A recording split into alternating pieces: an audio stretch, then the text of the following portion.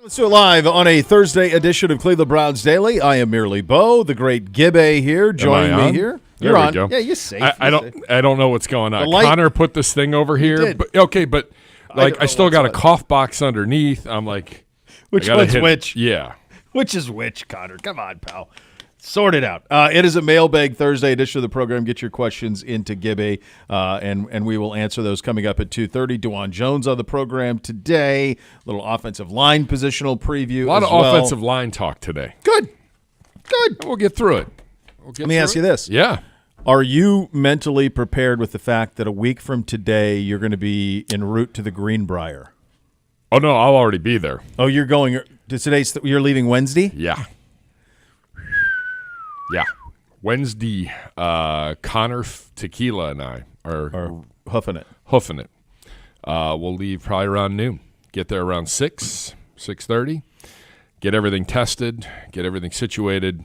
So when everybody rolls in on Thursday, we are ready to go. First practice, I think, at 2:30 1 week from today. I can't even, man. And I know the Texans are practicing and the Bears are practicing, and it's go time. It's just really hard for me to wrap my head around the fact that we're going to be there. That is a hell of a drive.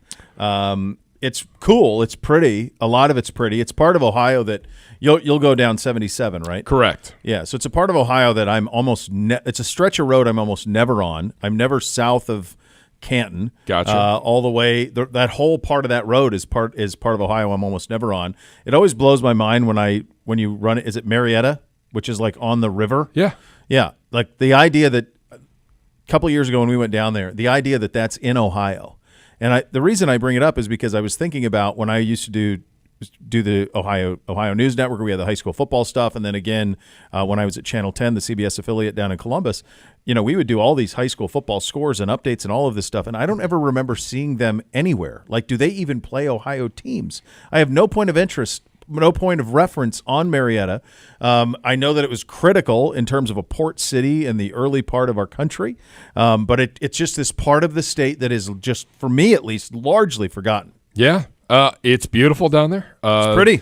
The in-laws have a compound down in Cambridge, which so you're is in the outside mix. of Marriott. Oh yeah, You're very familiar with that area. Absolutely. I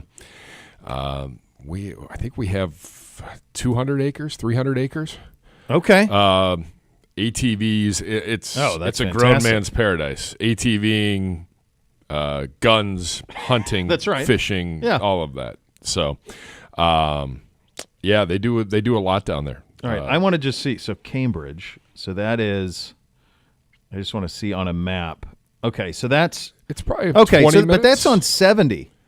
Right? That's like right on 70. That's just. Oh, no. I get the exit is off of 77. Right. But it's 77 intersects with 70 because you're just east of Zanesville, just west of St. Clairsville and Wheeling. So I've been on that road a ton when I used to go from Columbus to Pittsburgh. Sure. That road I'm very, very familiar with. I'm talking about south of that, dog. I'm talking about south. I'm talking about like Marietta, like where it's located. It's the damnedest thing down there. And then you get into West Virginia. And they're like, we don't need berm. We don't need berms here. Nope. Don't worry about it. Cliff Road. It's road. That's it. Don't go right. Stay left. That's it. And don't mind the semi that's doing 100 miles an hour next to you that has no regards for anything. No regards. It was pouring when we did the drive. Once we got into West Virginia, it was absolutely pouring, and it was a very stressful drive for me. With the children and all the stuff they were doing. And I remember like the last 20 miles into the resort is fine, but it's the 60 miles once you get past the state capitol through the mountains that tested every nerve I had. So it's interesting. You go through the state capitol, which is beautiful. It's pretty. I've stayed in their downtown, great little downtown, nice bar action, some good food.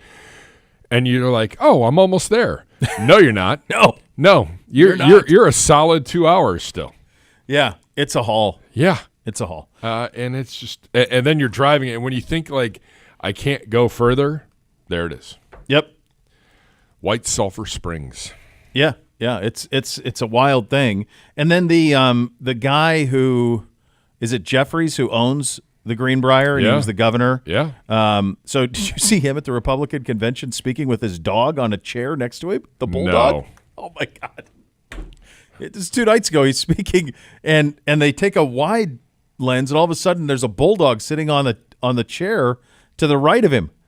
It was unbelievable. It's like, oh, my God. Is he still the governor? Brought the dog. I'm not sure if he still is or not. He was when I was down there. Oh, last year he was. He had Secret Service protection.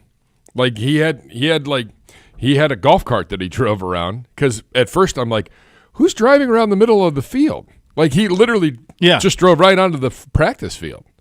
And I'm like, who the heck's this? And then I realized there's 2 security guys standing on the back of the golf cart. And I'm like, oh, that's the governor. And he's an important human being. For sure, yeah. And Jim Justice is his name. I got it confused. Jim Justice is the name of the guy who owns it. He's the guy, and he's the one who had Jeffries is another. He's a comedian, I think. But Jim Justice is the guy who owns it. So he had the bulldog there on the thing, and yeah, he's got and he's the one who's put all the money into it and tried to get it upgraded and done all the things that he has. But it's such a specific place to go. The one thing that you would say. And we ran into this all of last season. We can only hope for the same this season. So many guys on our team referenced it as a reason they were able to get through last season the way that they were. Sure. And the team building and the fact that they were such a close-knit group that when new people came in, like Joe Flacco, and when you have a new kicker and a new punter for a week or two, they blend right in. They're forced to interact and become part of the team right away. So I'm hoping this will be the case again this year. I'm rooting again for decent weather because we only had one day that was bad, and actually we got through our radio show before the wrath of God came over the mountain. And I need you guys were sunny. I need that again. Sunny the rest of the time, right? Yeah, and it wasn't awful from a weather standpoint. It gets a little hot later in the afternoon, which is why we'll practice in the mornings. Yeah.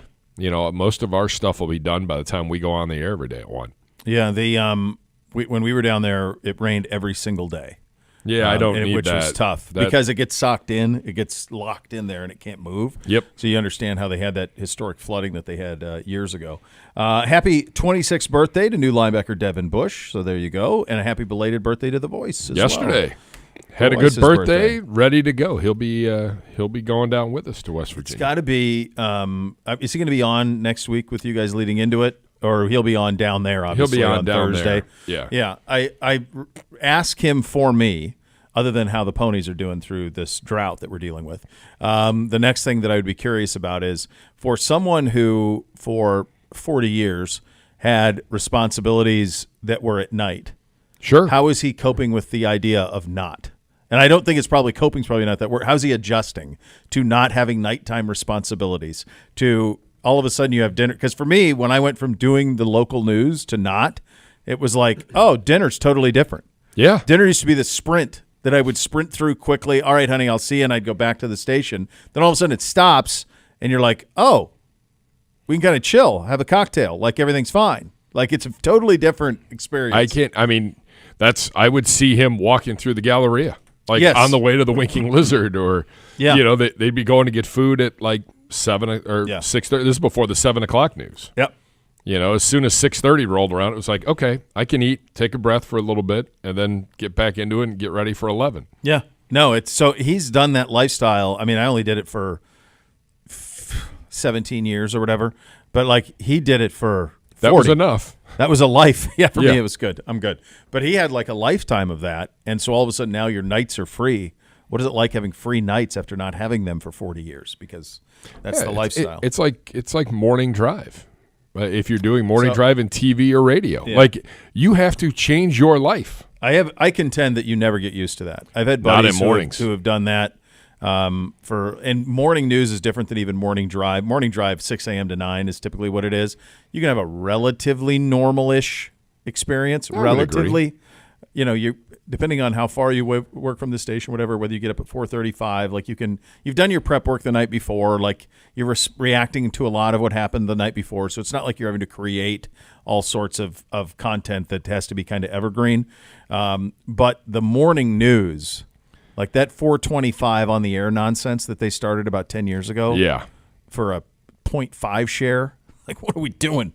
And like when my wife did that down at NBC in Columbus, and she was on at 4:25 in the morning, it was just like she's a zombie.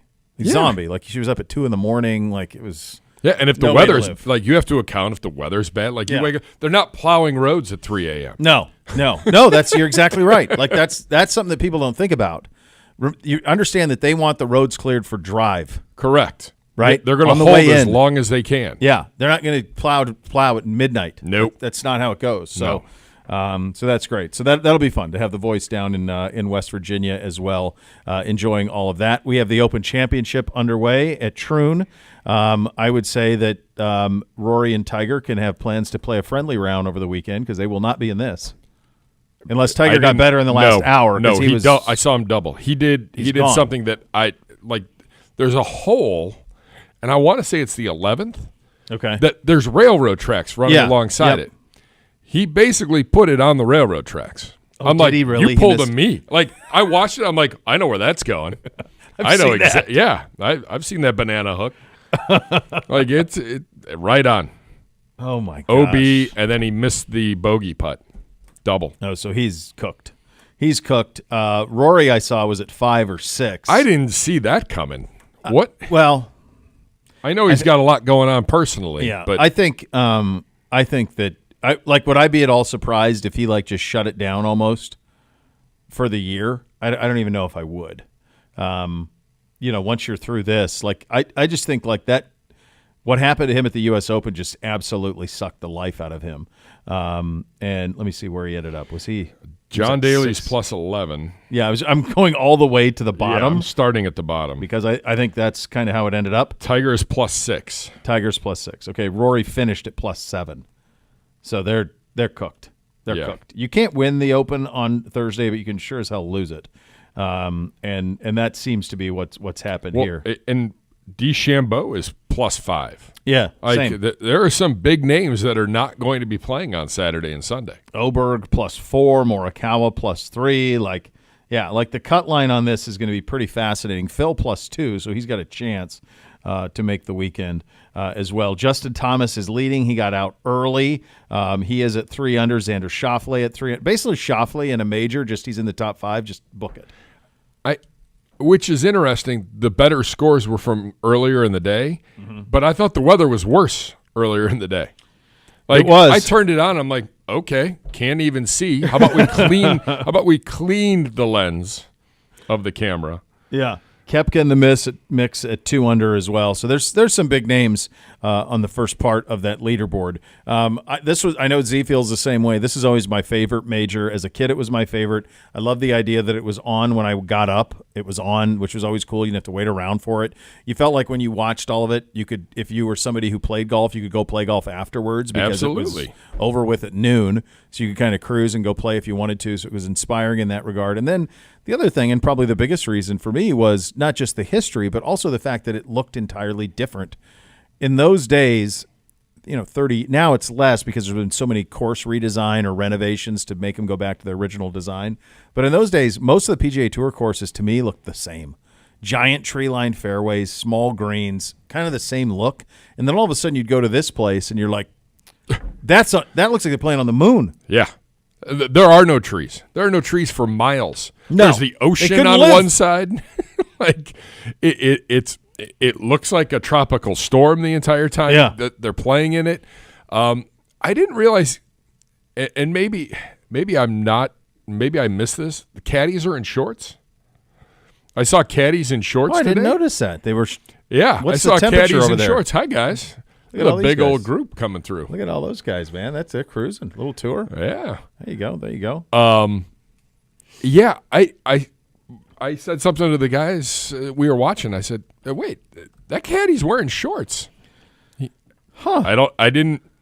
something change that I missed, or do they allow that over there? Maybe they just aren't. Yeah, maybe it's like Augusta. They have to wear that outfit. Maybe they don't. Maybe they can wear shorts here in the majors. So maybe they over there they're just acquiescing to that as well. 63 is your high today Oh, it's 63 degrees right now. The humidity is 86%. The wind 13 What is miles warm? an hour. What does it ever get warm? Looks to me like no. I was just pulling up the extended day. There, it's always in the 60s. That sounds awful. Yeah, I mean, I go. You can look all the way. The high over until August 1st. There is 64, 65. Every single day is cloudy and rain, some form of rain. Tomorrow 68. I'm sorry, that's actually the high. The high will be tomorrow. It'll be 68 degrees. That's going to be the hottest day that they Get have. wild and crazy, kids. Yeah, but no sun. I mean, it's cloudy. Yeah. Like there's Every day. There's no sun. I don't have any point of reference on. Is there a warm season over there? Like, is there a month that is warm over there? I've never been to Europe. I don't have a point of reference on if it has. I know obviously as the World's team, we have a lot of fans that are over in that neck of the woods. It looks in like England, right? July. On July's average it. in the UK, July is the warmest month. Okay. June is the sunniest. Jeez. Yeah, so like the high for the whole month of July was 69 degrees in Scotland, in Troon, where this one is being played. It's all 60s. All August is all in the 60s. No wonder all those soccer guys go vacation in Miami. Yeah. It's got to feel like jumping from like in Wizard of Oz when they go from black and white to color. That's what it's got to feel like. You play at Manchester City, and then all of a sudden you paratroop into Miami for a weekend, and you go, okay. Well, I was telling you yesterday. I know you're headed on a little sabbatical and getting some time out east. Yeah. You're going up into Maine. Beaches are packed. Tons of people in the ocean. I ran into the ocean and turned around and promptly ran right back. Right back out. I'm like, I'll be at the heated pool. What the hell is that? Right. I'm not thinking Yeah, of it's that. the ocean. But like they're all Canadians that came down. Like this is like they're Florida They're or they're warm. North Carolina, South Carolina. I'm like, that water's not warm. No. It's not even close to being warm. No, not at all. So there you go. That's where you are on that. Did you ever come close to going over there and playing? Like a lot of people our age, I know Z did it in his 20s, but a lot of my buddies have done the Irish golf trip, the Scottish golf trip. Andy Roth did. Did they do it? Yeah. Every once in a while you hear of that, but I haven't done it.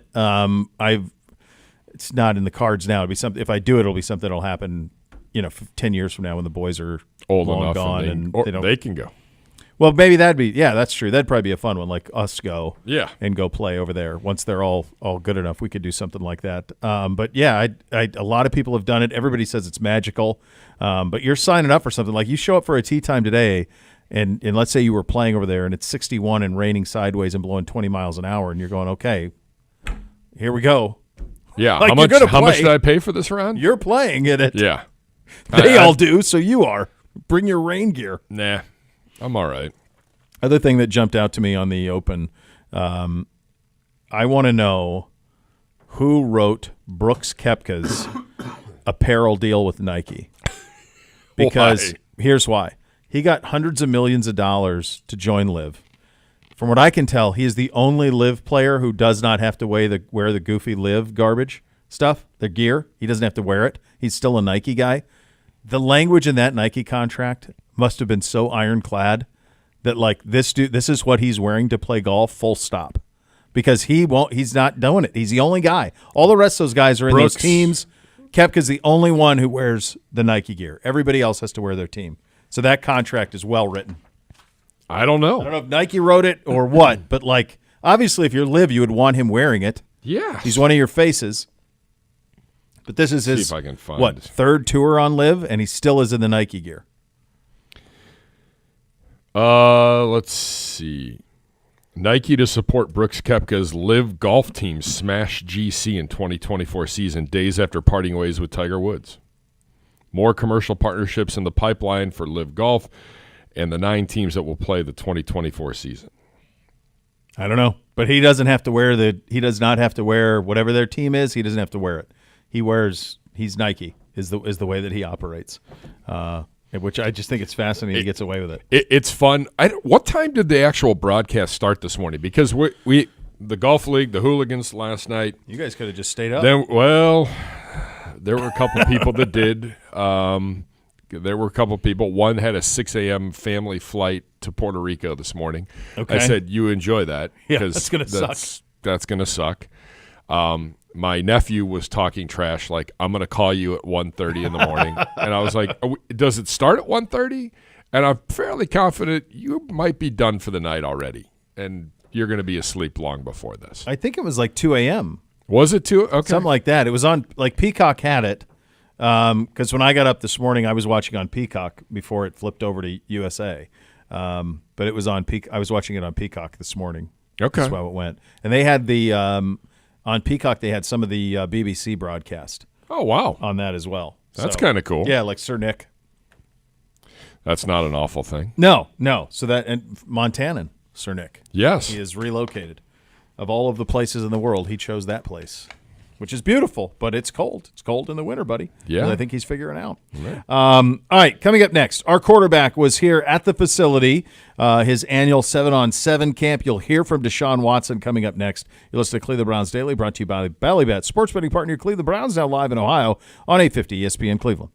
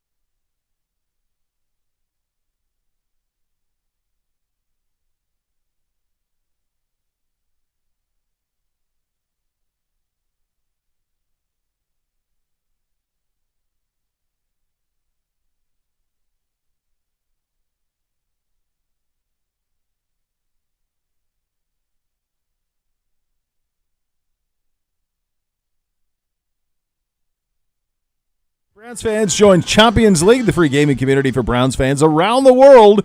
Visit clevelandbrowns.com/Champions League to play Fortnite for your chance to win 2 passes to Browns training camp. Registration closes on July 17th, which is tomorrow. Good Lord. Sign up now. That's crazy. July 17th, 19th. Come on. Deshaun Watson had his annual 7-on-7 camp. This was here, right? I want to say it was at back? the is it Ream Complex in Berea? Berea. Yeah, the new turf field that we just installed over there. Nice, very nice. Watson was available to the media, touched on myriad subjects. Let's start with the idea of coming back from the injury and where he's at. It's been a blessing being able to sit back and, recollect everything that's been going on, and just to be able to, start from scratch, trying to build that foundation. So, I don't get frustrated with anything like that. There's other things in life that can frustrate you and things like that. This is a blessing to continue to play the football, the game of football, and to have the people that want you to succeed and have the people to work on you. So for me to even be back throwing the football is definitely my top point that I've been locked in with.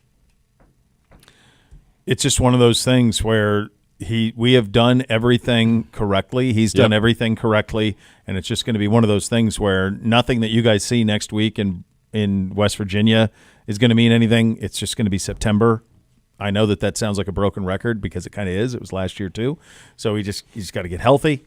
Sounds like he's feeling good about it, and then you just got to see it. I feel like the first glimpse that we get of what he can do comes in those joint practices against the Vikings. Yes. Yeah. You know what I mean? Like the 14th and 15th of August. We'll see. I think we'll have a little bit of a better idea of where things stand. Until then, I take your time. Don't push it. Like, let's get you right. We need you right for Dallas. He needs to be right. He needs whatever makes him right for Dallas. That's it. Follow that path, and that's the operation there. The offense. The one thing as I say that, I'll also couch. I also think this needs to be part of it. Is this is a new offense it's variations of what we had, but also a pretty big change with Ken Dorsey, and he's got to get on the same page with everybody in that regard. Here's Watson on Dorsey and the transition offensively. It's fun. It's exciting. And him and Kevin are doing a heck of a job of putting a nice playbook together for all of us to go out there and execute at a high level and be one of the top teams in the NFL. And that's the plan. And we're going to take it one day at a time and just continue to build on it. The other part that I think we're all waiting on is Nick Chubb, and who knows what that's going to look like or when that could look like. What squatting 585, 585. 585. 585. There were discrepancies, and young Brock was like, "They're not counting the bar. Like you count the plates, but they're not counting the bar. You have to have the bar. The bar too. is 45 pounds. That's right. So what did he end up at? 585. 585. Good Lord. Yeah. So that looks great. But in terms of when, I'm curious. That'll be fascinating. Like, will he be at the Greenbrier? I assume so, right? But whether you're hurt or not hurt, you're at the Greenbrier. Okay, yeah. So he'll go, and even if he's rehabbing, like you're going to do the rehab there. You do it there. Yep. All right. So here is Deshaun on Chubb and the progress. No one on our team ever doubted Chubb. So if you have any doubt in Chubb, then I think you're supporting the wrong organization. So or anybody on this team. This culture is where it needs to be, and it's going in the right direction. And I think not just me, but multiple guys, multiple coaches. And if you don't see that, then like I said, you supporting the wrong organization, and we don't accept any negative energy. All positive and all things like that. That's what we respect. I'm not thinking that was about Nick Chubb. So I heard that soundbite, and I'm like, is this going to be the calling card for the season? Yeah. Like, you're either on board or you're not with us. Like, look, it's common. It's common. You saw the FanDuel stuff this morning where we're ranked like 22nd or whatever in rosters. Like, I think that Deshaun probably has as big a chip as anybody in the league. He's got as much doubters as anybody in the league. Now, that can swallow you up, and I think at times his first year here it did. And it's something that's, it happened to LeBron. Like, it's hard sometimes to go from hero to villain and back and forth and all of that. So I think he's come through all of that, but I do think it can be a rallying cry so long as it doesn't become what defines you. Because if it's what defines you, then it can be, then it can go in another way. And it was a pretty serious injury. Yes. It's a pretty substantial injury. Like, where are we at on that from a timetable? From a guy that hasn't played a lot here since 2020. No. So I use it all as bulletin board material. At the end of the day, everybody's going to wait and see what we see and go from there. Yeah, his this will be the season of him. Yes. It'll be the training camp of him. Like, that will be all of the conversation. Chubb's health will be a part of it. The other thing that's going to be a part of it is going to be Amari and the contract. Deshaun did weigh in on Amari, who, of course, was not at OTAs, but that was expected. But camp starting next week down in West Virginia, here's Deshaun on that. It's been awesome. Me and Amari been, even with all the other guys, it's not like he missed a beat. Amari's always been there. We know what he can do. He's shown that. He's shown that over the off season, and the brotherhood, the love, the communication, none of that stuff has missed a beat at all. Yep. I mean, I fully expect Amari Cooper to be at the Greenbrier day one. I think the holdout of mandatory minicamp was just a little bit, hey, let's get the ball rolling here. Let's figure this out. I don't expect him to not be here, especially vets, QBs and rookies Monday, vets Tuesday. Yeah, I don't. Quite honestly, he's a pro. Correct. I'm kind of like where I am with. He's ready for Dallas. Yep. I'm good. And he will be. And he will be. Like, he's a pro. He's ready. So there's, to me, that seems like, you do thing or not a thing. That's not a thing. It's not a thing until you miss games. Some things around the sports world. The Bears in the nick of time signed both of their top draft picks, Caleb Williams, Rome Odunze. We were talking about this yesterday. Yeah. Williams deal 4 years, 39.4, 25.5 in signing. Odunze 4 years, 22.7, 13 million in signing.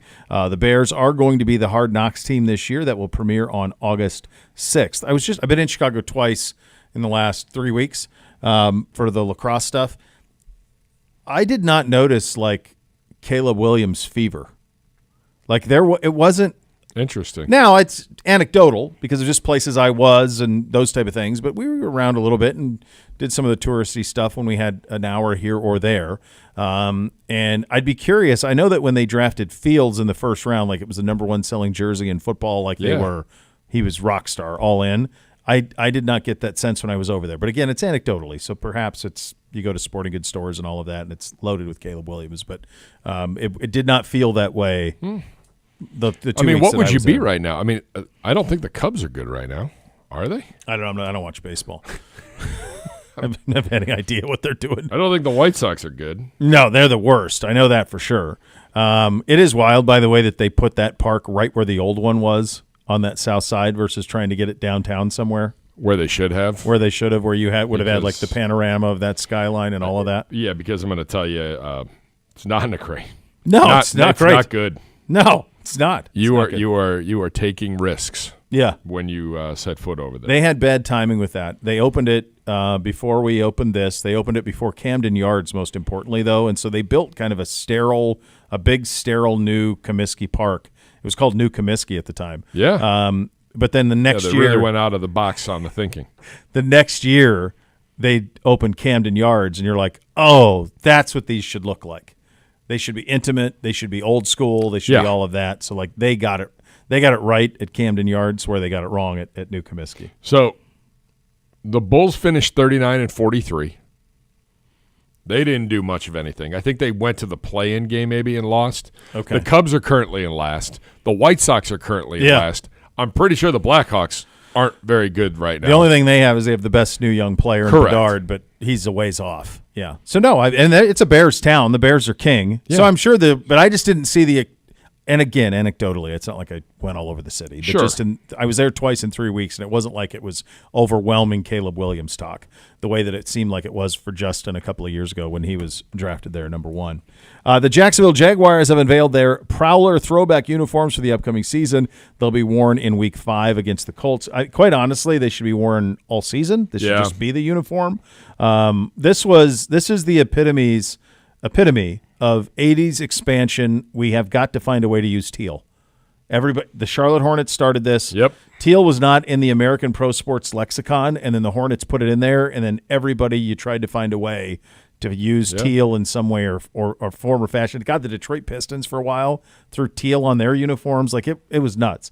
I think this is what they should look like, though. This is so much better than their current. I like the outline around the numbers. Yeah, it's really a clean look. Now, of course, for them, the one thing that does kind of bother is they have on this uniform. They have two different Jaguars. They have the head, which is on the helmet, and then they have the prowling Jaguar on the jersey. So there's no consistency there, which I think is a little bothersome.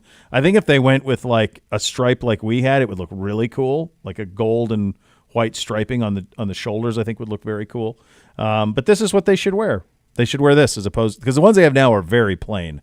They went the other way. They did those crazy ones, and then they went like absolutely plain. I'm shocked they're only wearing them once. So that was my question. Like, why not hold that for the when you can bring back and switch over to the uniforms? Like, maybe they will. But how many teams actually do that? We kind of did. We did that. We kind of went back to what we were before. Oh, a modern twist of it. Correct. But we did. But like, yeah, I don't know. I would imagine my hunch is their fan base is saying make these the permanent uniform. Yes. Yeah. Whatever fans they have. It's not a lot. It's not a lot. It's a tough sell. Yeah, a little bit. But that looks great. I mean, I know my kids would love that. Of course, Jacksonville's original helmet had the leaping Jaguar on it, and Jaguar, the car company, said, actually, no, you can't use that. But if you Google it, their original helmet was silver, and it had a leaping Jaguar on it. So if you have one of those helmets somewhere. You know, the only place I ever saw them was like, remember like the little Hutch football uniforms you'd get as a kid? Yeah. They would have those. And I remember going into, I mean, it wasn't Dick's at that time. I want to say it was Gart Sports, something like that. And they would, like, they'd be on like the clearance thing there. But like those little Hutch, they printed a bunch of those that people were trying to get rid of years ago. That'd be nice. Yeah, they're cool though. I mean, it was what they were intending to do would have been pretty cool. Yes, had they been able to keep it. But this is better than what they're currently doing. Skip Bayless is leaving FS1's Undisputed after 8 seasons. His final show later this summer. Keyshawn Johnson, Paul Pierce, Richard Sherman, Rachel Nichols all played key roles on Undisputed. Obviously, Shannon Sharp is the key role on that show. And when that divorce happened, it was one of those shows that was. It never rated. Never. And that was the problem. No, it never rated, even when it had Shannon. But I don't know that any of that stuff really mattered to those executives. I think what they wanted was those viral moments, and they had a lot of those. Same thing with like Coward's show. Like it doesn't rate, but he has radio too, so it's a little different. But they wanted those viral moments, and they had a lot of those viral moments through the years. Former ESPNers Max Kellerman, Jalen Rose, also possible replacements for awful announcing. I would tell you that you have to have you better have somebody like Kellerman doing it, because the amount of respect I have for I don't necessarily enjoy what they're doing, but the amount of energy it takes to be fired up about everything. Yeah. Every day for multiple hours. I mean, did you see Mad Dog and Feinbaum go at it? I did. I have Paul on every Thursdays in the morning, but I'm going to have him on tomorrow instead. I can't wait because, like, the idea of him arguing with Christopher Mad Dog Russo is everything that I want. Yes. But, like, to be able to have, like, Stephen A. does this too, you have to think of it from the perspective of folks like we in the business, especially on television, we used to call it making the black go away. So what we mean by that is we have to create some sort of content here to fill these 30 minutes. So how do we do it? Do we go write stories? Do we go do long-form features? Do we argue? What do we do? And if you're going to choose the one that is financially the one that makes the most sense, which is two guys debating things, which is why we've gotten into all of this, if you're going to do that, because it's cheaper in the long run, even though people stagger it like what Stephen A. or Skip made, it's still cheaper in the long run than producing like 3 hours of news content over the course of that time. To care that vehemently about everything is a choice, and it's exhausting. And I have great respect for anybody who can do it. Like that, you could argue passionately about everything. And it's over the top. Yeah, you have to be over the top from the moment the lights go on to when they go off. His commitment to like the LeBron stuff is just otherworldly. The way that he has been committed to that for the last 15 years. I salute him. He was originally columnist down, well, not originally, but made his bones as a columnist for the Dallas Morning News. Became sort of famous with the sports reporters, where he would pop in on that, and was, I'm pretty sure, an original. He would come on with Lupica and like Woody Page on Monday Night Countdown and debate like like years ago. I love that. Then he was on, he was good. And then he was on Around the Horn initially.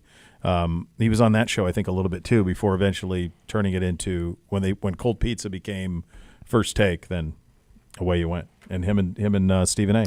I just found it. I mean, we were going through our stuff this morning and just kind of stumbled upon it. There wasn't a lot of news about it. It was just like, oh, by the way, this is probably going to happen. I just think it's because no one watched it. Yeah. He's 72. Like, yeah. I mean, how could he possibly have the pulse? Like, you think about guys like McAfee, all these guys that are coming up. Like, he's 72 years old. How could you still? Yeah. No, you've made all the money. Like, how could you still care that much about Bronny James? Like, really? By the way, like, come on. Did you watch any of that last night? I did not. No, I did. did. I did not. Did he play better? I mean, he was fine. I just am like, again, you're playing against guys. How many of these guys are going to be on an NBA actual 12-man roster on opening day? Well, just the ones you're playing against. Just the difference between him and Reed Shepherd, for example, who's playing for the Rockets and was, I think, the third pick in the draft. Reed's ability to shoot the ball, be explosive to the rim, find teammates for easy looks. Like, that's the difference between an NBA pro, and what Bronny hopes to be at some point. Sure. But you saw Jaylen Brown say he's just not an NBA. And yeah. How could he get in trouble for that? Like, he's saying something to his girlfriend, making an observation based on what he's watching. Like, which, by the way, all of us are. Like, I don't know that Bronny would have started last year at Ohio State, and that was not a good Ohio State team. But they were in the final two for recruitment. It was them and USC. Holtman and I talked about it because he called me. We just wanted to know, like, do you think Columbus could handle it? What you think, like, Ohio State is able to handle it? And I said, yeah, I think actually you're one of the few places that are, because he wouldn't be bigger than Marvin Harrison on campus. Correct. So, like, I think he would have as close to a relatively normal college life as anyone could have with his fame and wealth and all of it. But they were saying, like, he would fight for minutes on our team, but it wasn't like he was going to start over Bruce Thornton. Well, and we talked about it last night at the bar we were watching, and everybody's just the same thing. Like, how did you not go to college? Just go to another school, find your fit, and then go play there. Go. Yeah, he just needs to play ball. Go. You need reps. You need time on the court at a D1 level. Show people what you can do. You're going to get drafted when it's your time. Yes. Part of it is because of who you are. Okay, well, fine. Yeah. I just think they're doing that kid a disservice. And they got him $8 million, and they get an to $8 million disservice. They get to LeBron gets to check another box, which is he played in the NBA with his son, which has never happened. So that's really what it's about. But I agree with you. Like, be honest with you though, Brock. You know this. You played basketball. You're over there at Butler. You see all the kids that play at the highest level. When Marquette comes down, you see those teams. Like, the difference between a really good college player, or even a serviceable college player, and a pro. Yeah. Correct. Here, I'll do this with you. I do this with all my youth basketball teams. I'll play this game with you right now. Do you know who John Diebler is? The name sounds familiar, but no. Okay. John Diebler is the all-time leading scorer in Ohio high school basketball history. Okay. He scored 77 in a state semifinal game at Upper Sandusky. So more than Lucas, more than LeBron, period, full stop, most points ever. He goes to Ohio State. He plays for 4 years, starts for 4 years. He then hits more threes than anybody in the history of the Big Ten Conference by the time he's done at Ohio State. He's drafted in the second round by the Portland Trail Blazers. He does not play a minute in the NBA. He plays overseas for 8 to 10 years, makes a very good living, but he's overseas, never plays a second in the NBA. And, oh, by the way, he's 6'8". And that's how hard the NBA is. Wow. That's what I tell that to the youth and they're usually in front of their parents, because parents need to hear that. They need to hear that more. They need than to hear kids. it. Like, son of a coach, gym rat, best shooter I've ever seen. Reed Shepherd is probably better, but in terms of in person, the best shooter I've ever seen. And if you felt like when he shot it, it was going down. Played on teams that ranked number 1 in the country back-to-back years. His sophomore and junior season at Ohio State, or junior and senior season at Ohio State. Never played a second in the NBA, and he's 6'8". So when you come to me and say, "Oh, little Timmy's going to go play at Duke," no, he's not. No, he's not playing at Duke. No. No, not unless little Timmy's Darren Peterson. Intramurals. Then he's not. Then he might. Maybe. Yeah. Maybe but no, intramurals. he's not. It's that sport is. Oh, it's humbling. Another level. It's humbling when you go to D1. Yeah. Jeez. You're like, yeah, I walked on and it was, okay, this is going to be a one and done. That's how that's going to go. I'm not going to be a practice dummy for right 5 months out of the year. Yeah. And like unbelievable talent. Yeah. And the amount of time that it takes and the time spent in the gym developing stuff and honing stuff. Yeah. No, and then you have to have the gifts, and even then it might not be enough. No. My guy Anthony Stacy. Yeah. He's at one point the all-time leading scorer at BG. Yeah. Just was eclipsed 2 years ago. One of the all-time leading rebounders, like in the MAC. Yeah. Multiple all-MAC selections. Yep. Played overseas. Made a nice living. Tax-free, great made life. a fantastic living. Yeah. They do really well. Actually, I remember talking to him at one point, and there were NBA teams that were interested, and he's like, I could start over here, or I can be the 12th man on an NBA team. That's what Scooney said too. Scooney Penn, former Buckeye great, good buddy. Like he said the same thing. Like I can play. I played for 15 years in Europe. I was the dude, tax-free, made good mid-six figures. Lived in a beautiful country. They give you a beautiful house. They take care of your car. All of that. Yep. All of it. Or I can go be the Bucks. Go back up Gary Payton, be the third point guard for the Bucks. Like, no thanks. Was kind of the way that it went. So, the National Sports Collectors Convention returning to Cleveland's IX Center July 24th, 28th, featuring 140 superstar athletes: Manny, Montana, Mayweather, The Answer, to name a few. Over 850 exhibitors. For tickets, visit nsccshow.com today. Z will give his position preview on the offensive line coming up next. You listen to Cleveland Browns Daily on 850 ESPN Cleveland.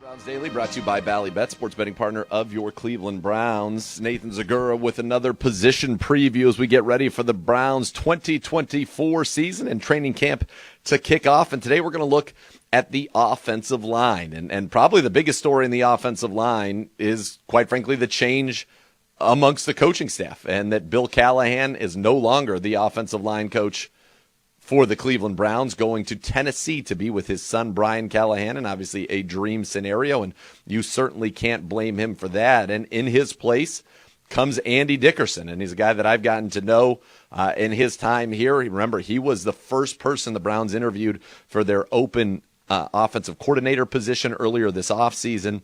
And Andy Dickerson's a guy who's been in the league for a long, long time, since 2003, over 20 years in the NFL, starting with the Washington, then the Commanders, now as a training camp intern, then was on the Patriots staff, then went to the Jets, was actually with the Cleveland Browns back in 2009 to 2010 as a defensive quality control coach, and then assistant offensive line coach in 2010 under George Warhop. And then he goes back to the Jets, then to the Rams, and was the assistant offensive line coach from 2012 to 2020. Goes to the Seahawks, becomes the run game coordinator and offensive line coach, and now is the offensive line coach for your Cleveland Browns. So Andy Dickerson in, Bill Callahan out. And then as far as the positions go, we'll start with the tackles. Familiar faces, and quite frankly, it's great news. Familiar faces are back for the Cleveland Browns. Jack Conklin, Dawand Jones, Jedrick Wills, all three of whom suffered season-ending injuries a year ago, are all back and healthy and ready to go for the Browns. And so you look at this tackle room, Jed Wills at left tackle, Dawand Jones, who was probably a top 5 tackle in the National Football League last year. He's back, the big player in his second year, big Thanos. And then you've got Jack Conklin, who's a 2-time first-team All-Pro. 2-time first-team All-Pro right tackle in his own right. He is cleared, and so they'll all be ready for training camp. And perhaps there will be a battle at right tackle with Dawand and Jack Conklin, and that certainly will be something that's interesting to watch. But I will say this, the Browns will have the best backup tackle in the league if Dawand Jones wins the starting job and it's Conklin, or vice versa. The Browns will have the best backup tackle in the National Football League. I think that's a pretty safe thing to say. Rounding out that room, you've got James Hudson, who's going into his 4th season with the Cleveland Browns, the draft pick out of Cincinnati, who started a bunch of games for the Browns, has been used as an extra lineman when we get big, and is a very punishing run blocker. So those look like the likely 4. You've got Hakeem Adeniji would be competing as well, entering his 5th season out of Kansas. So there's some talent in that room, and there probably will be a tough decision. You can see if Adeniji, he ends up making it, or James Hudson stays there. Adeniji, of course, out of Kansas for his career, started with the Cincinnati Bengals, 43 games, 15 starts, most recently last year with the Minnesota Vikings. But I like where that tackle room is. You'll likely keep 4 on the main roster, and I think right now probably Wills, Jones, Conklin, and Hudson are your likely candidates. Now as we move inside to the interior, that's where the strength is. Perennial Pro Bowler and future Hall of Famer, a perennial All-Pro, Joel Bitonio, entering his 11th season, the longest tenured member of this Cleveland Browns football team. Starting on the other side is Wyatt Teller, a perennial Pro Bowler in his own right. So you got 3. You got Bitonio's Pro Bowler every year. Teller's made it the last 3. You've got the best guard tandem in the National Football League. Backing those guys up, Michael Dunn, who has played a great role as kind of a backup for the Browns over the years. He is back and will compete for that spot. And then you've got Zach Zinter, the Browns' 3rd-round pick out of Michigan, where he was considered to be one of the top offensive guards and really one of the top offensive lines in all of college football. So you kind of have, your veteran backup and then a backup for the future there in Zach Zinter. A guy to keep an eye on, some other guards on the roster here. You've got Wyatt Davis out of The Ohio State University, entering his 4th season. Jermaine Fetty entering his 9th year out of Texas and A&M, so some real veteran depth there. And then keep an eye on Javion Cohen. Now, I don't think it's going to be a long shot to make the 53, but somebody who could be on the practice squad, has been very productive in his career out of the U, was undrafted, but didn't allow a sack in his final season, and he's somebody that I think had a good offseason and has a chance to stay in this program. So that's where you're looking at in the guard room. And then the centers, we've got 3 currently on the roster right now. You've got Brian Allen, who is new to the Cleveland Browns. He's entering his 6th season out of Michigan State, and he was formerly with the Rams. And so he was on the Rams when a couple of years while Andy Dickerson was there. He's played in 50 games, started 32 in his career. The starter at center, obviously, that's Ethan Posick, who has been phenomenal, the former second-round pick. Nothing short of sensational since joining the Cleveland Browns. And then there's Luke Whippler from Ohio State, last year's fifth-round pick, who impressed the coaches and continues to be a guy that looks like, a starting center of the future of the Cleveland Browns. So good depth there. There's going to be competition. You only have 53 spots. Could it be 9 offensive linemen? Could it be 10? You know who the starting 6 are. Zinter's going to be on this team, barring an injury. So that's 7. There's going to be another tackle, probably another guard. That's 8, 9, and then another center, Luke Whippler, 10. Allen's going to show it probably that he can play some guard, and perhaps he's going to be competing with Michael Dunn for that kind of guard center role. It's going to be interesting, but this is a large room in terms of talent, in terms of veterans. You've got exciting rookies, but this is a talented, and deep room. Now, guys are coming back off of injury, and so, of course, there are questions about will they be able to return to the form that we have seen. At times, Jed Will's been very productive, the former first-round pick, in what is a massive season for him. This is a massive season for Jed Wills to determine kind of his future with the Cleveland Browns, his future in the National Football League, and at what level he will play and at what level he will be compensated. Then you got Dawand in his second season. Jack Conklin, kind of is certainly on the back 9 of his career, but still an incredibly productive player and incredibly good. And really the last time that he was fully healthy, he was a first-team All-Pro right here for the Cleveland Browns. So you have a room with talent, depth. The interior is as good as it gets in the National Football League, from Bitonio, Posick to Teller. And you got some good young guys who I think have the chance to maybe get some succession planning there that can take over as things evolve and mature here with this Cleveland Browns organization. So that's a look at the offensive line. A lot of guys in there. It'll be interesting to see if they end up going with 9 or 10 on the initial 53 and how kind of some of those backup battles, play out at, the tackle position for that 4th tackle spot, for the, 3rd or 4th probably guard spot, the backup center spot, or if there's a guard center kind of swing spot. Those are the things to focus on, and then what ultimately happens in terms of the starting lineup at right tackle with Dawand Jones and Jack Conklin. And again, Browns, I think, in a very good situation there where no matter who starts, you have a lot of talent on the field, and then also when you inevitably need another offensive lineman. And boy, if 2023's taught us anything, it's that you can never have enough good tackles, that you've got arguably the best 3rd tackle in the National Football League, no matter how this all plays out. So that's where the Browns are. That's a look at the offensive line room. We'll continue these position previews as we get ready to depart for the Greenbrier and get the Cleveland Browns ready to start officially the 2024 season. We'll be back with more Cleveland Browns Daily, brought to you by Ballybet, a sports betting partner of your Cleveland Browns, right after this. Hi, this is Tony Rizzo.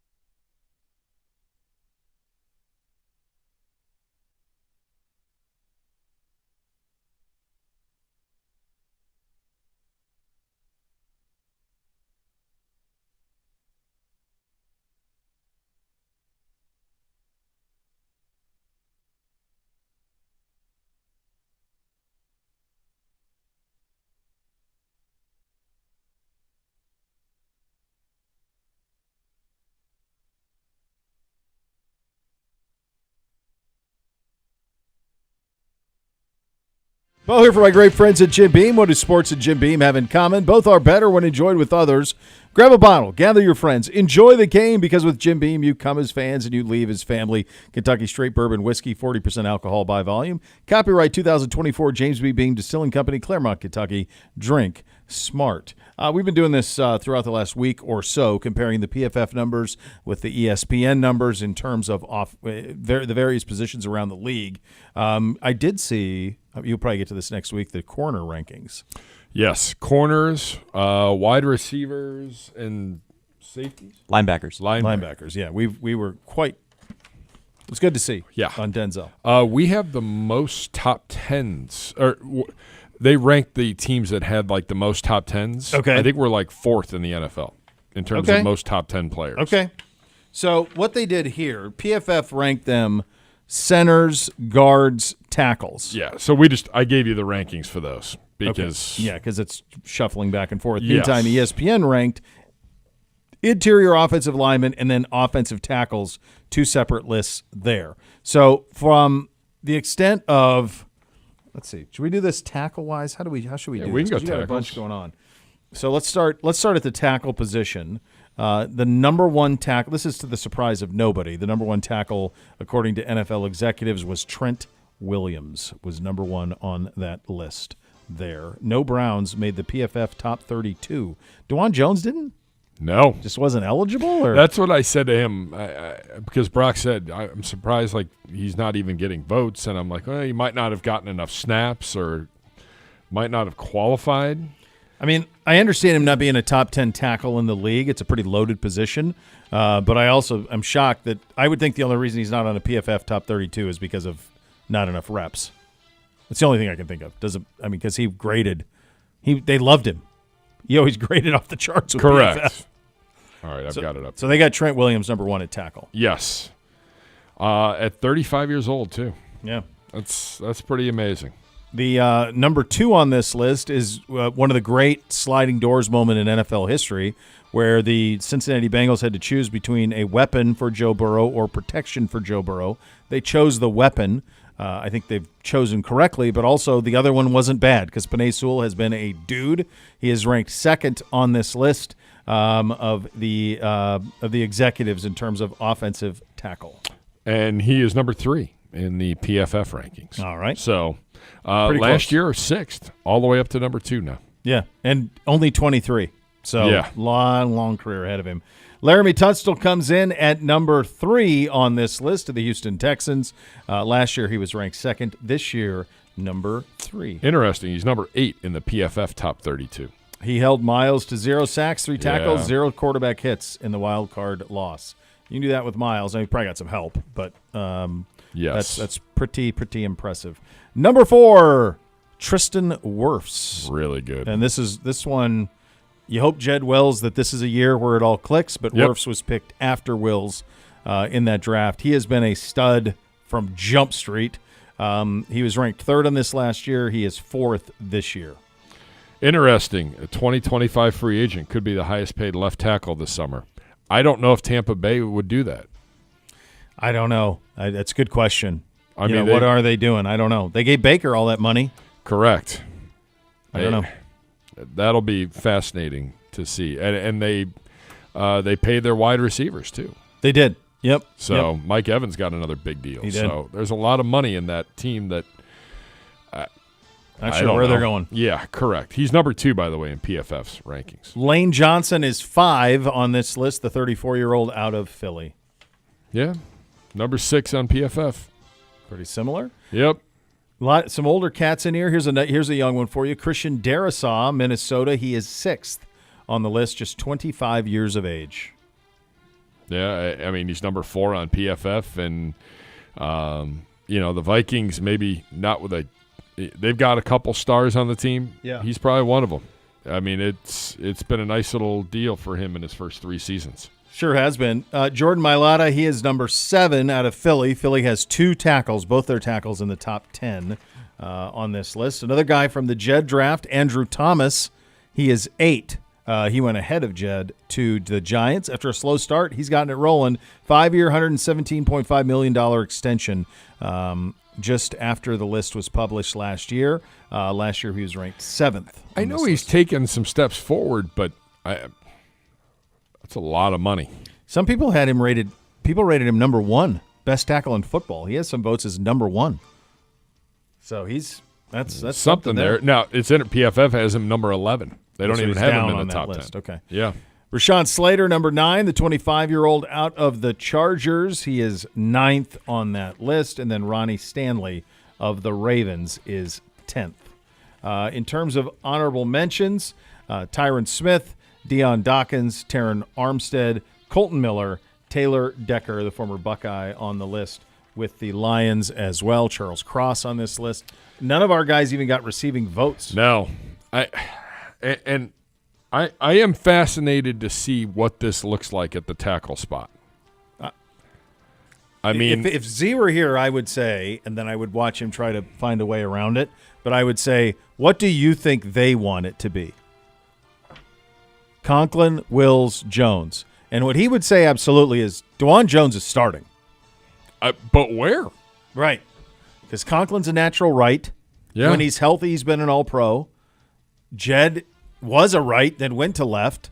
I don't know if Dawand got could a play lot of left. injuries. Yeah, I don't know either. Paris Johnson was the left when he was and he's on this list, when he's at Ohio State. They had Dawand. Can you imagine that? No. You want to talk about whatever about Ryan Day? C.J. Stroud, Dawand Jones, Paris Johnson are your tackles, Marvin Harrison Jr., Emeka Buka, Jackson Smith and Jigba, Travion Henderson, and you lose to Michigan at home? Not great.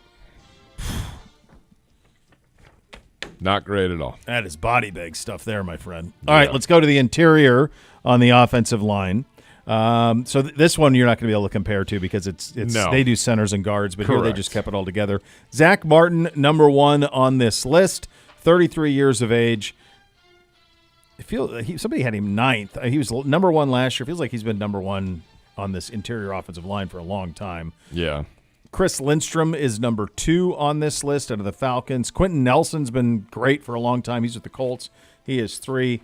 Joe Thuney with the Kansas City Chiefs is 4. Our guy, Joel Bitonio, is 5th on this list. Bitonio never has cracked the top 3. He came closest to doing so this year, although somebody had him number 1 overall. That's pretty good. Yeah. He's missed just 2 games in 6 years. Yeah, he's the man. Knock on wood. God bless. Landon Dickerson with the Eagles is number 6 on this list, the former Alabama product. On this, God, Philly's D-line is offensive line. Yeah. D-line. Their lines of scrimmage are incredible. Creed Humphrey, another Bama guy. He's with Kansas City. He is 7th. Frank Regnow with the Lions comes in number 8 on this, just 28 years of age. Trey Smith with Kansas City is 24. He is 9 on this list. Elgton Jenkins with the Packers is number 10. Our guy is an honorable mention in Wyatt Teller. Yeah, Wyatt Teller, honorable mention. Did our guy? Did Posick receive any votes? No. All right. No others receiving votes for him. So we want to there are 3 Chiefs in your offensive linemen, in your top 20. 3 Eagles, overall. 2. But really, could you could name one of those guys, basically. Yeah. And everybody's like, gotta have the big offensive line, gotta have the big name offensive line. Look, we know one guy. There are 3 of the top 20. Here's the other thing, anytime, and that's a common thing that I get around here. I'm sure you get it too from people. Is our offensive line good enough? Yeah, it's plenty good. We had the best offensive line in football for most of the last decade. Yeah. Truly. Oh, I know. You go all the way back to Alex and Joe and that group, and then this group. Consistently, I don't think there's been a better offensive line. Maybe Phillies is in the vicinity, but it's really in the last decade we've had the best offensive lines in football. Mitchell Schwartz, all those guys who have come through, and what? Yeah, what's it gotten you? Yeah, get the quarterback situated, and hopefully we have. But that's what jumps out to me. So on that. PFF in their top 32 centers, Posick was number 7. Okay, well placed. The top 32 guards, Bitonio was 8, Teller was 9. Cowboys and Browns, the only teams with 2 players ranked inside the top 10. Okay. There you go. So, but yeah, the interior of offensive line, very good. You're right, though. In terms of true, I'd tell you this. It's not sexy.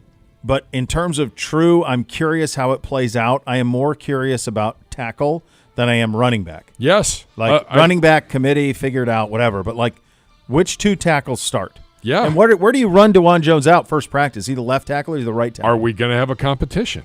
Like, what does this ultimately look like? Is this the one position? Yeah. No, that's a real one for sure. Yeah. All right, coming up next, exclusive CBD one-on-one with, speaking of Dawand Jones, Mr. Buckeye. him and Z coming up next. Cleveland Browns Daily, 850 ESPN Cleveland.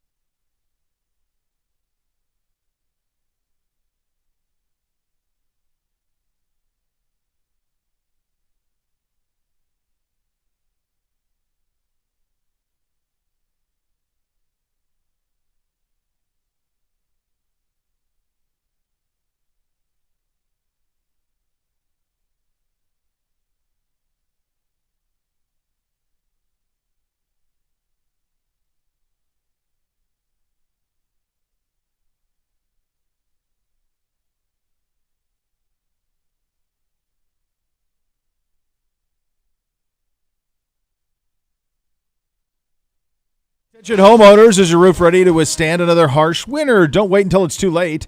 Renew Home Exterior is offering a free roof inspection with a detailed report and quotes for repairs or replacement. Now, the expert team at Renew is going to assess the condition of your roof and provide you with the information you need to make an informed decision before the winter months arrive. Protect your home and your family. Protect them from the elements. Visit RenewEstimate.com today to schedule a free roof inspection. Don't let winter sneak up on you. Renew Home Exterior is your trusted partner in home maintenance, keeping your home safe and sound, one roof at a time. And now here is Z, one-on-one with Dawand Jones. Very happy. You're done. A friend of the show and second-year right tackle for your Cleveland Browns, Dawand Jones. Dawand, first of all, great to see you out there, man. How are you feeling? How good does it feel to be back on the field? I feel good. Happy to be with my teammates. Happy to be back with the O-line. All the other units. Honestly, just happy to be back on the field.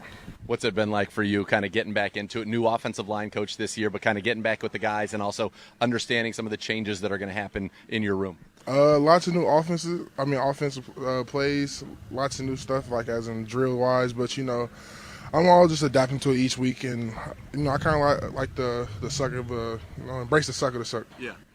Sometimes you got to embrace it, right? That's how you can get where you want to be.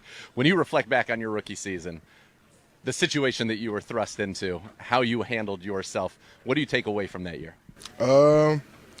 I just say you never know what's going to happen, honestly. I would tell that to the next man.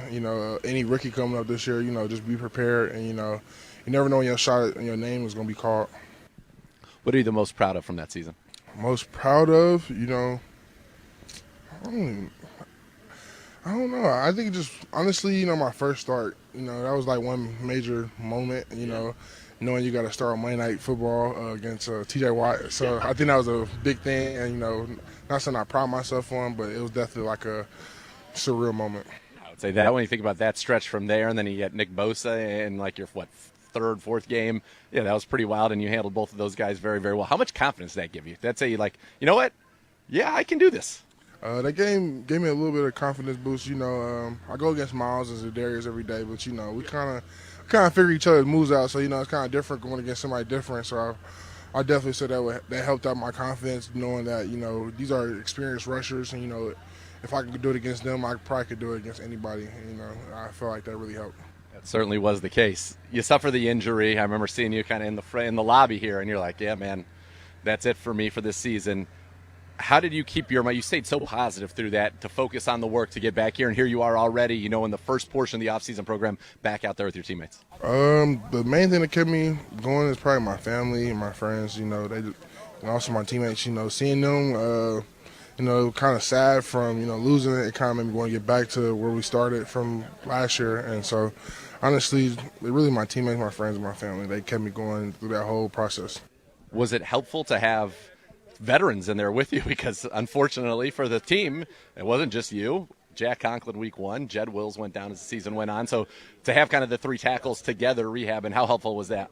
That was another major step, knowing that we all had major injuries together, and one guy is digging that day, you might not have it, but you see the guy working next to you, and so it kind of helps just knowing everybody is working.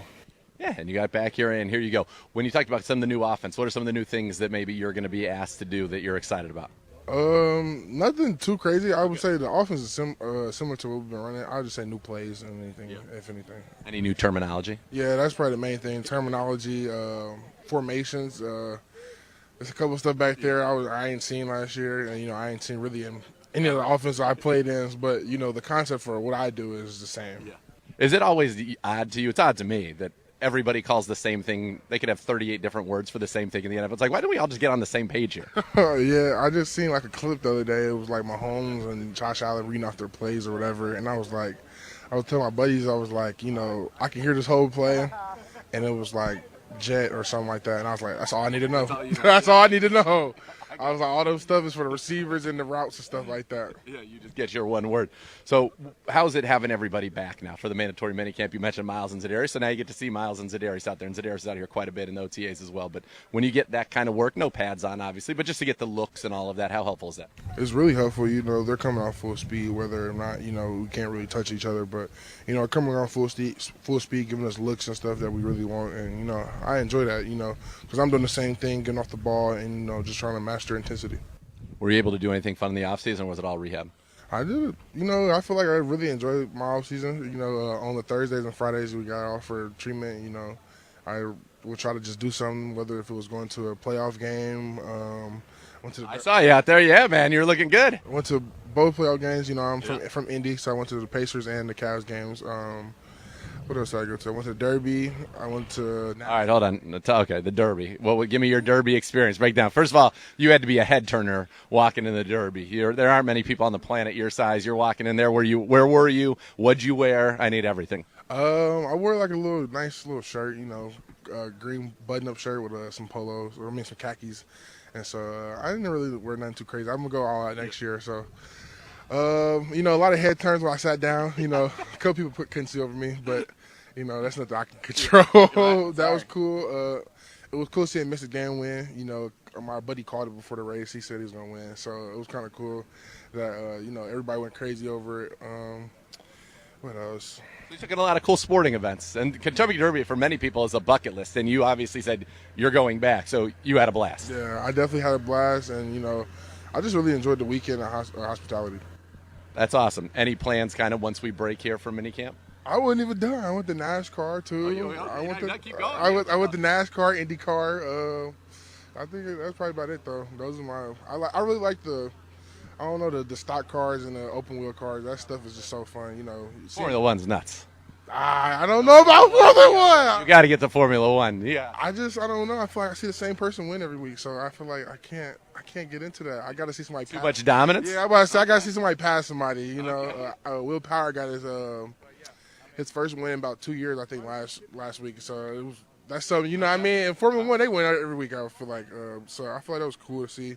You know, so let me ask you this then, since you obviously like the driving, and we're obviously you're driving within the speed limits. We're not going to insinuate anything different than that. What was kind of as a kid your dream car? Because you got to be into cars. My dream car as a kid probably had to be like something like a, you know, Porsche, Corvette, you know, something like. The problem, can you fit into those? You know, I can't fit in those, but you know, as a kid, 30-30 cars you wish you could get in. Yeah. Well, now I mean, yeah, you need probably like who knows it, like a Cybertruck or something for you, big enough, and then it can still get after it a little bit. Yes, sir. I'll probably need you know, everything, 450. Absolutely. Well, listen, man, it is great seeing you out there. Love the spirit that you bring. Always appreciate the time when you talk to us. So stay healthy. Enjoy the rest of this. Enjoy the offseason. We'll see you back here for a training camp, Dawand. Yes, sir. Thank you. You're up.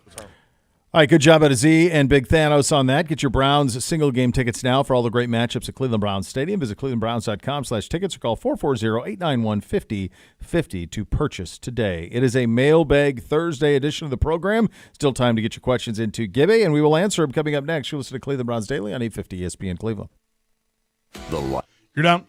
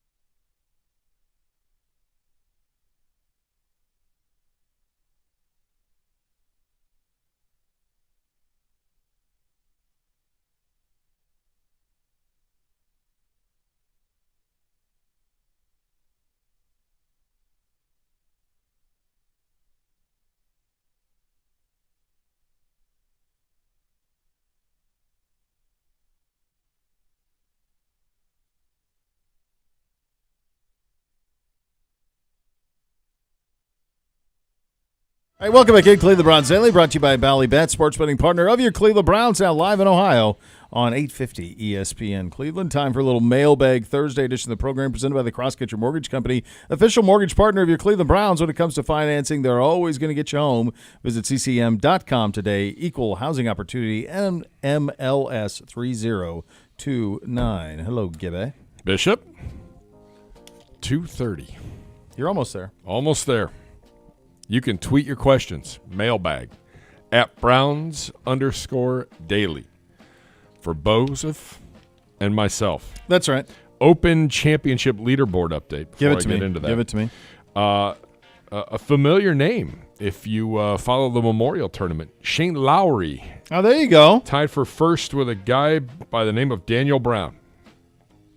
I think anytime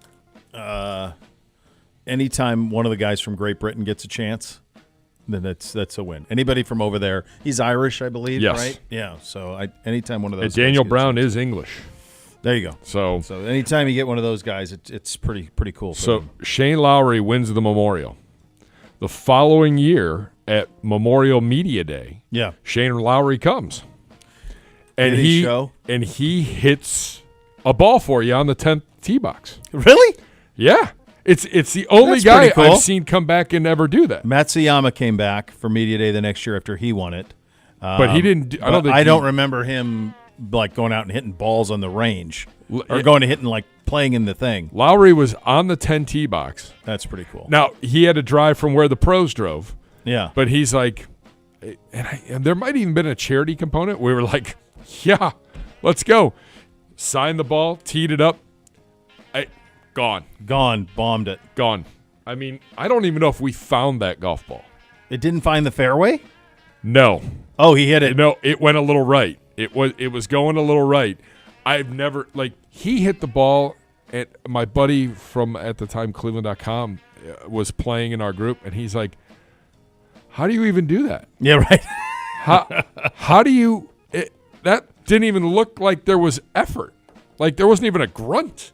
Like if I was hitting the ball that far, yeah. That's the hole I had to hit in front of Jack when I was playing with his kid, with Jackie Jr., and that's the one I hit Jack Hanna's house. Was that one. Which his house was the one that came the closest. There's a V between 9 and 10. His house was the one that was the furthest down that V, and I hit the roof. And Jack said, well, I've never seen one hit there. Thanks, Jack. Thanks, Jack. Appreciate it. Your course is beautiful. Glad you're here. Glad you're here to watch me swing. Yeah. That's great. There's 17 other holes. Might be something else going on that you want to go check out. Well, I'm playing with his kid, for crying out loud. How was the kid?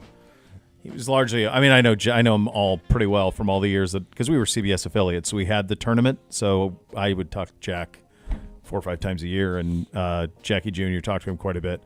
The only thing I don't know if I told this, I'll tell it quickly.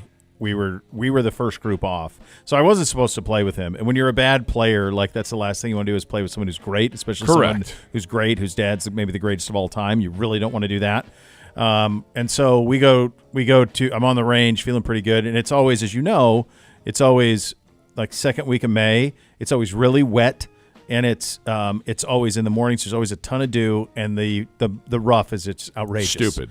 It's outrageous. You can miss the fairway by 10 feet and not find a ball in the rough. It happened to me all the time. Like they're just gone. They just swallow them. And we had caddies. And they you were have like, caddies. Like, I don't know, man. Yeah. Drop one. Yep. This ain't the Memorial. Just drop one. And we were cruising along, and I was really nervous. So I found out I was going to have to play with him. So it was me and my 2 buddies who I worked with, sports director and the main sports guy. And so we were playing with them with Junior, and I'm like, great. And I actually played pretty well. I went like bogey, par, bogey through the first 4 holes. Nice. And I'm like, okay, we're in the mix. And then we went to 5, which is the long par 5 that there's a river that cuts in between. You know where it is. And you have a choice. Like you have to. I think I picked up my ball on that. A lot of the pros will hit like a fairway wood or something just to get down to the bottom of that, and then they take the shot up to the green. Yep. But it's so far for us. And so I just hit it way right into the trees. And I'm like, my whole attitude with it was like, doesn't matter to me. Like, we're not going to do anything. So my buddy who's been in sports, he's still the main sports guy down there for 45 years. He hits it 500 yards right, too. So we're both in the trees. Now, there's nobody. We're playing so fast There isn't a group within 100 miles of us and on 5. Like, there's nobody behind us. You can't even see anybody. Nice. And Jackie Jr. hit his in the fairway, and I'm like, Dom, let's go. Let's go. Like, just take a drop. It doesn't matter. He's like, I want to find my ball. And I'm like, we got to get it moving. And so Jackie Jr. was like down in the fairway. He's like, hey, guys, I don't want to be waiting all day. Like that type of thing. And it just broke me. Like, it broke me. Right. So, like, the next 3 holes, I couldn't get off the tee. Like, I just couldn't. Yeah. And so I think he felt bad about it. So then, like, and I knew him for a long time. So, but I think he just felt. Then he realized there was nobody around us. Like, we had plenty of time. But we were going down 9, and he came up and we just like made some small talk. So he tried to like make it good, but it just totally broke me. Just broke me. No chance. No chance. We used to do the golf show down at the Memorial Weekend. Yeah. And the great Jimmy Hanlon had a friend that lived on the 10th fairway. Yep. And so we would drive down that morning. Yep. We were on the air at 8 a.m. So like we had to get there by like 6. And it's a gated community and there's security. And they're like, what are you doing here at 5:30 in the morning? And I'm like, no, like I have to go to that house. Are you credentialed? I'm not going through the gates. I just need to get to the house. We're with ESPN. We have to do a show. Finally get there. And Jimmy shows up and he's like, oh yeah. He goes, Jack Hanna lives like next door. He's coming over. He's going to co-host the show. I was like, what? Yeah. Next thing you know, I'm having bagels and coffee with Jack Hanna. Jungle Jack, who was, of our age, like he was the best Letterman guest ever. Yes. When he would show up on Letterman, it was like buckle in. And then he was just that exact same way in real life. Yes. I mean, he was the exact same way as he was on Letterman. There was nothing changed. He was just always that way. And then he had Alzheimer's. Or dementia got him. Something like that. Yeah, and he moved to Montana. It's the reason Letterman moved to Montana or bought that place in Montana near my parents, is because Hannah was out there and just loved it. So, yeah. But that was cool. Yeah, very cool moment. So, Lowry and Brown are -4. Justin Thomas, obviously, at -3. We haven't called his name in a long time. Tigray. Where is Tigray? I had him at +6, but I think it might have gotten worse. It has. He's at +7 through 17. Yeah. I don't think either he nor Rory will make the cut. No. And it's more of a shock for Rory than Tiger, obviously. Like Tiger hasn't Correct. made a cut. Tiger made a cut at the Masters, but that's it. Rory finished +7. Yeah. So they're both Tiger +7. missed it at the PGA and the U.S. Open. Yeah. It's not great. Maybe Colin Montgomery wasn't wrong. It's just like Jack. Like you have earned the right to play as long as you want. Correct. Like, exactly. But like the notion of him being a competitive player again, that's not in the cards. No, clearly not right now. Joe tweets at the show. This is for both of you. Yep. You have a 10-foot putt to clinch the Masters or a 30-yard field goal to win the Super Bowl. Which would you be more confident to make, and which would mean more personally? The Masters would mean more. Yes. Especially at my age, because I think then I could go back and play there, which would be a fun little thing to like bring people. Yeah. I believe there's a champions dinner afterwards. Yeah. Which would be more likely for me to make? So a 30-yard field goal is from is that from the 13-yard line? No. Because it's 10 plus 7. Yeah, it is. Because it's 10. No, a 30-yard field goal is from the 13. Well, they're snapping it back to the 20. Because it's 7 yards back. Right, but that's what I'm saying. So the ball would be placed at if you're doing a real NFL play, the ball's at the 13, yes. Snap back to the 20, and then the 30-yard. I think that would be much more difficult than people think if you hadn't practiced it a lot. Correct. For starters. Like if you had if you gave me a week, I think I could probably get to a place where I could consistently make a 30-yard field goal if there wasn't NFL teams around me. If I was just kicking by myself in the Super Bowl with a stands full of people, I think I could probably do that. clearly the 10-foot putt would be one that I would have a decent chance of making. I mean, that's not a crazy long putt. Like, No. if you got a caddy with a decent read. And I would say this. I think that like the 10-foot putt, like the 30-yard field goal, there's wind. I'm not saying there's not factors on a 10-foot putt, but like a 30-foot field goal going into the dog pound, that is not a gimme at any point. No. If your elements, that type of stuff. Yeah. So my hunch is the putt would be easier and more satisfactory. I think if I had time to practice, then I think it would be the field goal. I think I'd get to a point where I was pretty comfortable in a week. I'd like to think so. Right? Yeah. I don't know. If my friends are listening, they're probably going, Gibbs, you couldn't make a 5-foot putt yesterday. Oh, I'm aware, gentlemen. I'm aware. Shane Trevor, what are your favorite uniforms in each major sport? Okay. That's a tough. I like the challenge. So I think there's, in the NFL, all right, well, let's take us out of it. Yep. Yeah, we're taking out all Cleveland teams. Okay. Then I would go, I think there are, I just want to make sure I have this exactly where I want it. I think there are, these I think are the ape, and let's also do this, no throwbacks, so they have to be wearing the uniform.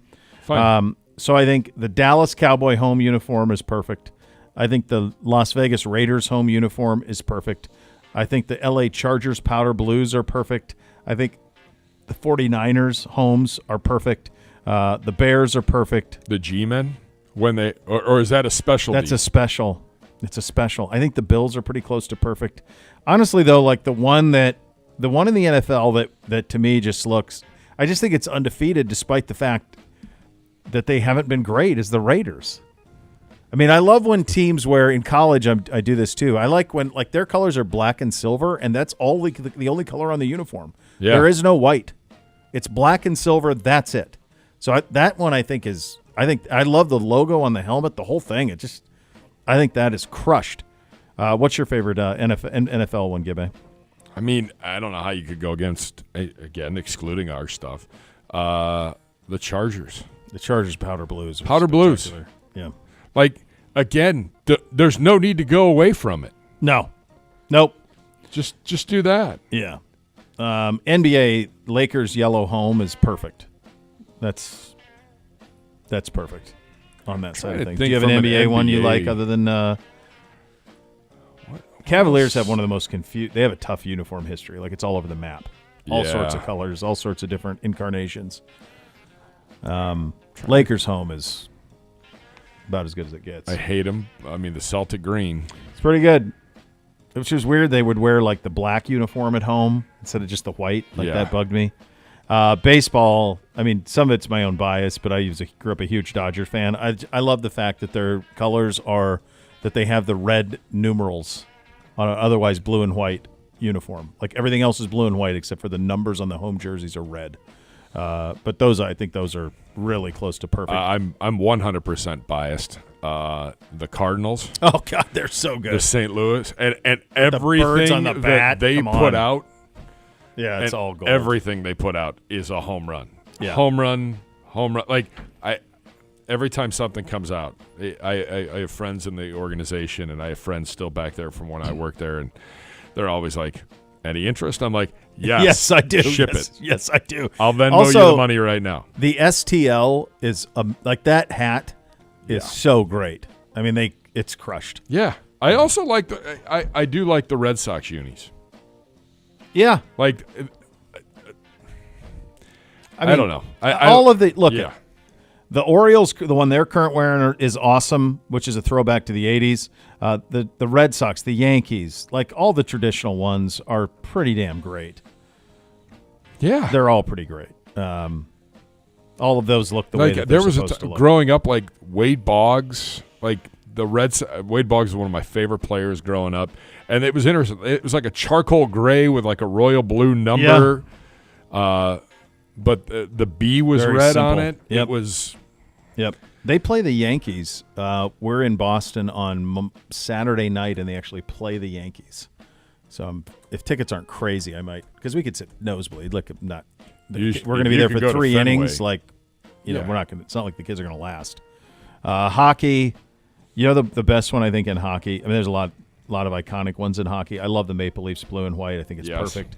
I also think the Detroit Red Wings wing with the tire Yeah. is awesome.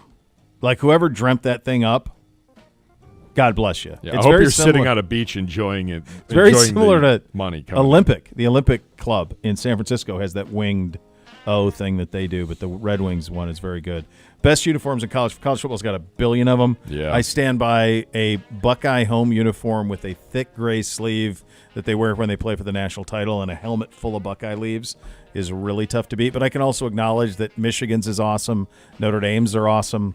Texas's are awesome. Like there's a Oregon. lot. Oregon's got a lot to choose from. Theirs are good. There's a lot of good ones in that. Now, I wonder what the uniform scheme will be when Ohio State plays Oregon. So we were playing we have the video game, with the boys. Sure. And so I noticed like Oregon only had like 5 uniform options, and there's only 2 that are for 2024. And I wondered if Dan Lanning, who made his bones in SEC country, is trying to go away from a different uniform every day. And so the ones that they're going to wear this year, like they may have alternates too. Who knows? But they just unveiled some new ones for this year. They are clean. It's that bright Kelly green and then a true yellow. The helmet is bright Kelly green. It's got winged yellow wings on it with a yellow O in the back. Really? It's slick. It's really slick, and they're good. That Oregon team is loaded. That is the biggest test on Ohio State's schedule, talent for talent. If Michigan gets them, then it's a mental thing, and you're the 90s all over again, and that's fine. That's something else to deal with. It's not fine, but that's something else to deal with. But talent for talent, the only team on their schedule who can compete with them is Oregon, and they are legit. That's today's mailbag. There you go. There you go, kids. So much more to come. You listen to Cleveland Browns Daily on 850 ESPN Cleveland.